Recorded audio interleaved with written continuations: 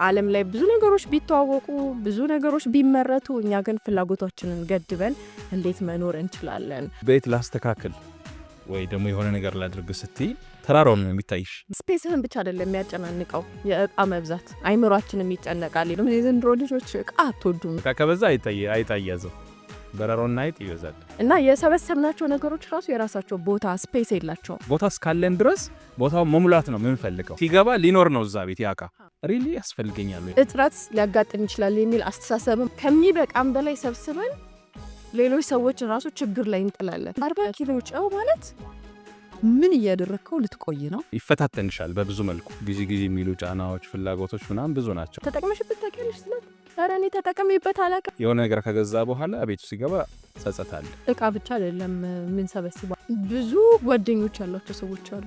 በድግስ በልደት ብክን ያሉ ሰዎች የለብ ጉዞና ማዳረስ ነው የሚሆነው። ሀዘኑ ላይም ደስታውም ላይ ድግሱም ላይ ዛት ላይ ብቻ የተኮረ ጥራት እያጣን ይሆናል። የ2 ሰዓት ፊልም እናይ ነበር አይደለም?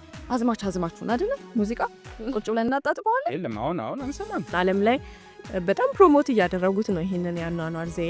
ሚኒማሊዝም ምንድን ነው? የሆነ ነገር ስላበዛን ብቻ በህይወታችን ላይ ጨመርን ይመስለናል። በመቀነስ ግን የምናገኛቸው የምናተርፋቸው ነገሮች አሉ። በውስን ነገሮች ጥራት ያለው ትርጉም ያለው ህይወት መኖር መቻል የሚለው በጣም ህይወት አቅላይ በጣም የሚገርም ነፃነት ነው የምታገኘው።